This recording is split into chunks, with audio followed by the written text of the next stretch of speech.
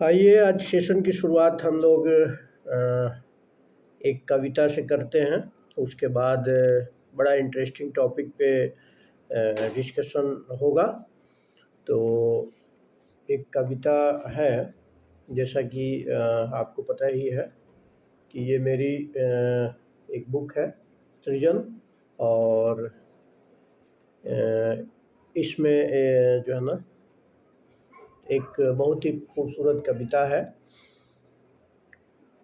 जो उस दिन मैंने एक कविता पढ़ी थी जो उम्मीद से जुड़ी हुई थी। तो ये भी उसी तरह की कविता है कि उम्मीद नहीं छोड़ना है, जीवन में चाहे कुछ भी हो जाए, चाहे आप किसी भी स्टेज में हो, आप कहीं पर हो, किसान हो, मजदूर हो, विद्यार्थी हो, नौकरी पेशा वाले व्यक्ति हो, कॉरपोरेट क्षेत्र के हो या कलाकार हो, तो उम्मीद और प्रयास हर जगह इसका महत्व है। तो शीर्षक है काली रात एक आहट है। काली रात एक आहट है, प्रकाश के आगमन का वसुंधरा आधार है, सारा आकाश पाने का। ऐ पथिक अब क्यों रुका हुआ, ये सब संकेत हैं चलते जाने का, ये सब संकेत हैं चलते जाने का। हर घनघोर घटा शुरुआत है फसल लहलहाने का, हर प्रसव दर्द का आगाज है किलकारियों के खिलते जाने का। ऐ पथिक भंवर में मत उलझ, तू सामना करता चला जा हर एक विपरीत धारा का। तो एक कविता कहीं न कहीं जितने लोग तैयारी कर रहे हैं तो उनसे भी संबंधित है, और ये कोई प्रमोशन नहीं है, ये बस कविता आपको समझाने के लिए और आपसे बातचीत करने का एक माध्यम है। ना ही मैं कोई लेखक हूँ, ना मैं कोई कवि हूँ। पहले भी मैं बता चुका हूँ कि मन के जो उद्गार हैं उसको कभी कभी व्यक्त कर देता हूँ। खैर, बड़ा इंटरेस्टिंग सवाल किसी ने पूछा है, और अक्सर बातचीत तो मेरी होती रहती है जो युवा वर्ग हैं, जो विद्यार्थी हैं, जो परीक्षार्थी हैं। तो देखिए मतलब कितने अच्छे सवाल निकल के आते हैं, और वो सवाल जो हैं, वो प्रश्न मुझे अपने दिनों के याद दिलाते हैं। मतलब हम लोग जब तैयारी करते थे उस दौर में क्या सोचा करते थे, इसकी भी याद दिलाती है। क्योंकि एक जर्नी है, पहले मैं निकला उस जर्नी से, आप उसी जर्नी को कर रहे हैं, कल कोई दूसरा आएगा, है ना। एक तो जर्नी है, परिस्थितियां बदलती जाएगी, एक ही चीज नहीं बदलेगा, वो रणनीति और संघर्ष। अगर आप संघर्ष करने का मादा रखते हैं, संघर्ष करने की क्षमता रखते हैं सही रणनीति के साथ, तो हर परिस्थिति, हर समय काल में आप सफल होंगे। सफलता भी क्या है, सफलता भी एक सापेक्ष चीज है। किसी की नज़र में कोई व्यक्ति सफल है, किसी के नज़र में कोई व्यक्ति सफल नहीं है। तो फिर सबसे महत्वपूर्ण क्या है, महत्वपूर्ण है कि आप अपने आप को क्या मानते हैं, सफल या असफल, कहानी खत्म। अगर अब आप अपने आप को अपने जीवन में सफल मानते हैं तो दूसरा कोई माने ना माने कोई विशेष फर्क नहीं पड़ता। तो ये क्वेश्चन उन्होंने पूछा कुछ दिन पहले कि मैं ग्रेजुएशन सेकेंड ईयर में हूँ, मुझे कैसे तैयारी करनी चाहिए। तो आप देखिए, ये बिल्कुल सेशन एक तरह से फ्रेशर लोगों के लिए होने वाला है, जो अभी सोच रहे हैं तैयारी करने के लिए, या तैयारी की शुरुआत उन्होंने की है, अभी उनका एज भी नहीं हुआ, या फिर उनका अभी तक योग्यता पूरा भी नहीं हुआ है, लेकिन उन्होंने तैयारी शुरू कर दी है। तो ये एकदम फ्रेशर लोगों के लिए है कि अभी शुरुआत में आपको क्या करना चाहिए। तो शुरुआत में क्या करना है, शुरुआत में जैसे बाद की जो स्थिति होती है, जब आपके पास टारगेट रख दिया जाता है तब आप क्या सोचते हैं, और जब आपके पास टारगेट नहीं है तब क्या सोचते हैं, दोनों हाथों में लड्डू है। जब टारगेट है तो टारगेट के अकॉर्डिंग काम करेंगे। 69th बीपीएससी या अभी जो यूपीएससी देने लोग जा रहे हैं उनके पास टारगेट है कि ये पढ़ना है, लेकिन उसके बाद या उसके बाद जो लोग देने जा रहे हैं 1-2 साल बाद जो परीक्षा देंगे उनके पास अभी कोई विशेष टारगेट नहीं है, तो वो ज़्यादा अच्छा कर सकते हैं। कहने का मतलब है कि उनके लिए सारा आकाश खुला है। वो अपनी तैयारी को पहले दिन से ही या फर्स्ट स्टेज से ही, प्रथम चरण से ही वो बेहतर बना सकते हैं। तो ग्रेजुएशन द्वितीय वर्ष या ग्रेजुएशन प्रथम वर्ष, या आप सोच रहे हैं तैयारी करने के लिए, तो क्या करना चाहिए। तो मेरा इसमें क्लियर कट आंसर होगा, आपको ज़्यादा ऑब्जेक्टिव चीज़ों पे फोकस नहीं करनी है, आपको सब्जेक्टिव पे फोकस करना है। यानी जो वन लाइनर जो रटने वाला काम होगा उतना फोकस नहीं करना है, आपको विषय वस्तु को, सब्जेक्ट को, सिलेबस को समझने का काम करना है। आपके पास सिलेबस है यूपीएससी का, आपके पास सिलेबस है बीपीएससी का, ठीक है।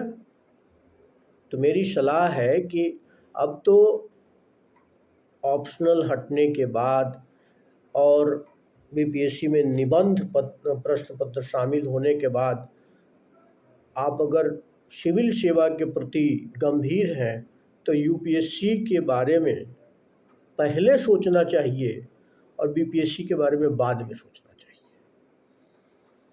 अपवाद हर जगह है, डिस्क्लेमर ये है कि अपवाद हर जगह है। कुछ लोग जो है ना केवल बीपीएससी ही देंगे, ठीक है उनका, लेकिन मेरा मानना है कि जब आप यूपीएससी की तैयारी शुरू करेंगे तो बीपीएससी में पूछे जाने वाले अधिकांश प्रश्न पत्रों की तैयारी आप, मतलब प्रश्नों की तैयारी, टॉपिक की तैयारी आप अच्छे से कर लेंगे। तो आपको वही करना चाहिए कि यूपीएससी के बारे में सोचना चाहिए और बीपीएससी की तैयारी भी करनी चाहिए, या अन्य पीसीएस परीक्षाओं की तैयारी करनी चाहिए। तो तैयारी कैसी करनी चाहिए इन्होंने पूछा, तो पहली बात कि आपको सब्जेक्टिव तैयारी करना चाहिए। आप जो कुछ भी पढ़ें तो उसमें सब्जेक्टिव पढ़ें, विषय वस्तु को समझने का प्रयास करें। सपोज डेट कि अगर पर्यावरण संरक्षण या इन्वायरमेंटल कंजर्वेशन पे कोई टॉपिक दिया हो उसको समझिए, करप्शन पे कोई टॉपिक दिया है उसको समझिए और नोट भी करते जाइए। बहुत मज़ा आएगा पढ़ करके। जब आपके पास टारगेट नहीं है कि इतने दिनों में ख़त्म कर देना है, हालांकि टारगेट लेकर के आप चलेंगे लेकिन फ्लेक्सिबिलिटी रहेगी ना कि अभी समय है, चीज़ों को समझना है। सोशल इशूज को समझिए, सोशल इशूज में बहुत सारे इशूज हैं, उसको समझना है। धीरे धीरे आप पढ़ेंगे तो आपको पता चल जाएगा। और अब तो मटेरियल की वैसी कोई कमी नहीं है। हाँ, उन्होंने ये भी कहा था कि सर आप क्या किए, तो देखिए जहाँ तक मेरी जर्नी है तो मुझे याद है कि मैं उस वक्त ननिहाल में था, छोटे पर ही ननिहाल में चला गया था, 6th या 7th क्लास का रहा होगा। उस वक्त मेरे ननिहाल में कुछ लोग जो है ना तैयारी करते थे, आसपास के लोग, और वहीं पे मैंने पहली बार दर्पण देखा था 6th या 7th में। तो प्रतियोगिता दर्पण जो उस वक्त क्रॉनिकल और प्रतियोगिता दर्पण का ज़माना हुआ करता था, उसी के माध्यम से हम लोग जानते थे कि कौन टॉपर है, क्या है। और ये तो बहुत छोटी अवस्था थी तो मैं पढ़ता तो नहीं था, लेकिन जो टॉपर वगैरह का इंटरव्यू ज़रूर उस वक्त पढ़ लेता था। बड़ा पूरे जो है ना कवर पेज पे उनका फ़ोटो आता था कई लोग चश्मा लगाए रहते थे, तो मेरे मामा जी या अन्य लोग जो तैयारी करते थे वो कहते थे देखिए इतना पढ़ा है कि इसको चश्मा लग गया है। तो मैं सोचा करता था सही बात है, इतनी पढ़ाई पे तो चश्मा लग ही जाना चाहिए भाई। ये आईएएस, उस वक्त आईएएस का नाम ही पता था, ये पता था कि कलेक्टर बनेगा। तो वहाँ से जर्नी शुरू हुई। 11th-12th में भी मैं दिलचस्पी लेता था जीएस में, जनरल स्टडीज की जो किताबें थी, प्रवक्ता दर्पण वगैरह तो पढ़ना। न्यूज़पेपर पढ़ना मुझे अच्छा लगता था, तो न्यूज़पेपर मैं पढ़ता था। 11th में मेरा एडमिशन हुआ था जीआईसी देवरिया में, तो न्यूज़पेपर खरीदने की क्षमता तो उस वक्त नहीं थी। तो नागरिक प्रचारणी सभा जो बगल में था, वहाँ पर जाकर के मैं न्यूज़पेपर डेली पढ़ता था। हालांकि साइंस का स्टूडेंट था, 11th में, 12th मैंने साइंस लिया था, लेकिन मेरी दिलचस्पी धीरे धीरे उधर बढ़ रही थी, सिविल सेवा की तरफ। तो न्यूज़पेपर पढ़ने से मुझे काफ़ी फ़ायदा हुआ। तो और फिर मैगजीन्स वगैरह जो मंथली मैगजीन्स आते थे, प्रतियोगिता दर्पण, क्रॉनिकल, उसको देखता था। और जैसा मैंने आपको सलाह दिया ना कि उसके बड़े बड़े जो आर्टिकल होते थे जो समझ में आते थे, उसको मैं पढ़ता था। ऑब्जेक्टिव तो पढ़ता ही था। तो मुझे लगता है कि ऑब्जेक्टिव से उतना फ़ायदा बाद में चल कर के नहीं हुआ जितना कि वो आर्टिकल पढ़ने से हुआ। तो अगर आप ग्रेजुएशन के फर्स्ट ईयर में हैं या सोच रहे हैं देने के लिए, तो एडिटोरियल पढ़िए, आप न्यूज़पेपर के संपादकीय वगैरह डेली पढ़िए। कई बार मन लगेगा, कई बार नहीं लगेगा, कई बार लगेगा कि ये बेकार बता दिए हैं, ठीक है, इससे बढ़िया है कि 4 को क्या करें, जाके ऑब्जेक्टिव क्वेश्चनवा याद कर लेंगे तो काम चलेगा। लेकिन नहीं, वो सही रणनीति नहीं है। वो आगे चल करके वो कभी भी याद कर लेंगे 4 को क्वेश्चनवा, होता है ना कि 4 को क्वेश्चन जो है ना, या ऑब्जेक्टिव, हाँ पढ़ना चाहिए, बिल्कुल छोड़ना नहीं चाहिए, लेकिन आपकी पहली जो प्राथमिकता होनी चाहिए वो विषय वस्तु को समझने की होनी चाहिए। उस वक्त अच्छा नहीं लगेगा कि क्या बता दिया। ऑब्जेक्टिव क्वेश्चन लोग बगल में पढ़ेंगे, अगल बगल वाले तो ऑब्जेक्टिव तमाम तरह की किताबें लेकर के लूसेंट टाइप पढ़ते रहेंगे, आपको लगेगा हम क्या पढ़ रहे हैं। लेकिन वही सही तरीका है। और निबंध वगैरह लिखने के लिए तो आपकी भाषा शैली पे पकड़ कैसे बनेगी, सोच कैसे विकसित होगी, जब आप एडिटोरियल पढ़ेंगे या फिर मंथली मैगजीन, मान लें कि प्रतियोगिता दर्पण पढ़ते हैं या कोई अन्य पढ़ते हैं, दृष्टि का पढ़ते हैं, जो भी पढ़ते हैं, उसमें जो आलेख आते हैं उसको पढ़िए। पीआईबी को आप सर्च करके पढ़िए, उसमें जो अच्छा लगता है। प्रेस इंफॉर्मेशन ब्यूरो को पढ़िए, ठीक है। तो इस तरह से आप पढ़ सकते हैं। डिबेट वगैरह सुनिए संसद टीवी पे जा कर के, या कई बार डीडी न्यूज़ पे भी अच्छा आता है तो उसको सुनिएगा। बाकी दूसरा कोई चैनल आपको देखने की ज़रूरत नहीं है। तो भाषा शैली पे पकड़ होनी चाहिए, अंडरस्टैंडिंग होना चाहिए, social issues, economic issues, political issues में आप नो डाउट लक्ष्मीकांत की किताब अभी से लेकर के धीरे धीरे उसको पढ़ना शुरू कर दें। हिस्ट्री में है तो बिपिन चंद्रा का जो फ्रीडम स्ट्रगल ऑफ इंडिया है, भारत का स्वतंत्रता संग्राम, उसको धीरे धीरे पढ़िए। आपको वो एक बहुत मज़ेदार किताब लगेगी, ठीक है। तो उसको 2-3 बार पढ़ जाइए। एनसीईआरटी किताबों से आपकी अवधारणा मजबूत होगी। तो एनसीईआरटी किताब धीरे धीरे लाइन टू लाइन पढ़ते रहिए। बहुत इंटरेस्टिंग आपको नहीं लगेगा, क्योंकि ऑब्जेक्टिव पढ़ने की आदत यहाँ हो जाती है। फिर जब मेंस वगैरह किसी तरह से वो लोग प्रीलिम्स निकाल भी लेते हैं तो हाथ पांव फूलते हैं जो है ना मेंस लिखने में, और तब सोचते हैं कहाँ लिखें, क्या लिखें। अभी जिनकी तैयारी नहीं है अच्छे से, तो 1 महीना में क्या करेंगे, बहुत कुछ तीर तो नहीं मार लेंगे। तो कहने का मतलब है कि आपको उसी तरह से पढ़ना चाहिए। मंथली मैगजीन पढ़ना चाहिए, न्यूज़पेपर पढ़ना चाहिए, टेक्स्ट बुक पढ़ना चाहिए इंक्लूडिंग एनसीईआरटी। तो धीरे धीरे धीरे धीरे पढ़ते रहिए, अपने व्यक्तित्व का विकास कीजिए। आपकी हॉबी भी कोई होगी, वो हॉबी पे समय खर्च कीजिए, जो कि आप इंटरव्यू वगैरह के समय में हॉबी देंगे, यूपीएससी का देंगे इंटरव्यू या बीपीएससी का देंगे, तो हॉबी एक दिन में नहीं बनती। सपोज सामान्य तौर पे अगर डायरी राइटिंग आपकी हॉबी है, तो अभी से ध्यान दीजिएगा तब ना उसमें डेप्थ आएगा। और हो सकता है कि डायरी राइटिंग की हॉबी ही आपको इंटरव्यू में बहुत बहुत अच्छे नंबर दे दे। एक तो एग्जाम्पल मैंने दिया है कि डायरी राइटिंग का, बाकी कोई भी रखिए, क्रिकेट रखिए, आप जो है खाना बनाना रखिए, कुकिंग रखिए, वो जो भी हॉबी अलग टॉपिक है। मेरे कहने का मतलब अभी से फोकस आपको करना चाहिए। यूपीएससी और बीपीएससी का वर्सेस नहीं बनाना है, आपको फोकस यूपीएससी भी करना है अगर जो है ना आप आगे तैयारी करना चाहते हैं तो। अपवाद हर जगह है, ठीक है। कुछ लोग केवल प्रोविंशियल सिविल सेवा की तैयारी करेंगे, वो भी ठीक है, लेकिन मेरे अनुसार अगर आप में पोटेंशियल है तो आप यूपीएससी भी दें और उसी पे फोकस करें और उसके सिलेबस वगैरह का लेकर के आप देखना शुरू कर दें। प्रीवियस ईयर्स के क्वेश्चंस देखें, मेंस के कैसे आ रहे हैं। न्यूज़पेपर रीडिंग कीजिए, इंडियन एक्सप्रेस, द हिंदू। अगर बहुत अच्छे से नहीं समझ में आता है तो यूट्यूब वगैरह पे कोई बढ़िया से समझा रहा है तो उसको देखा कीजिए।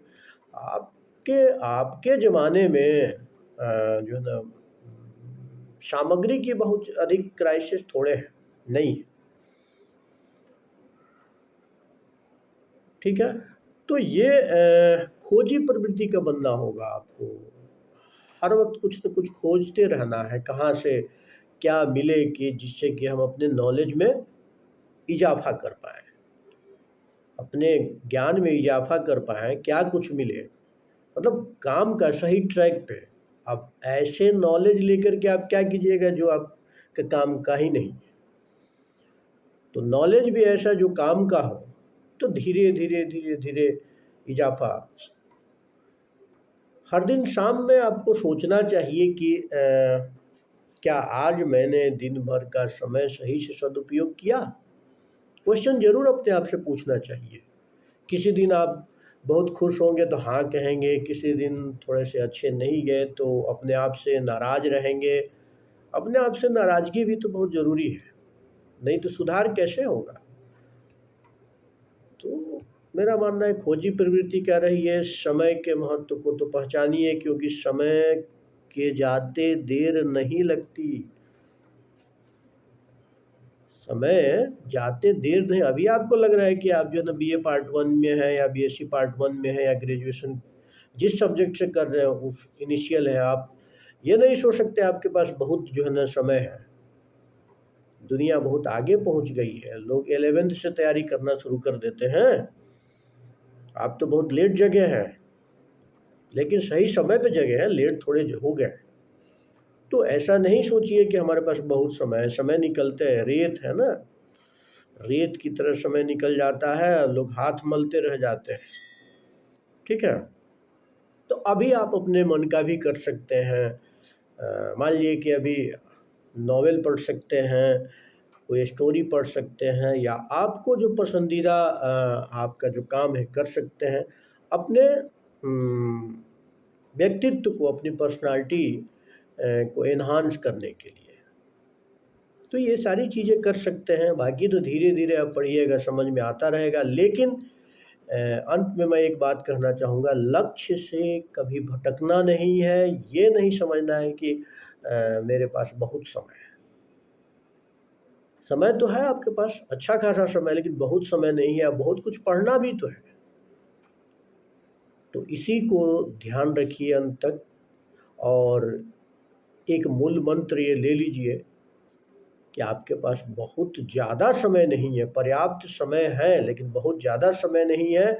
और आपको डे 1 से उसी तरह से मेहनत करना है जैसे कि जिनको टारगेट दे दिया गया है, या जो लोग एग्ज़ाम अभी देने जा रहे हैं वैसा कर रहे हैं, उनसे ज़्यादा मेहनत करना है आपको।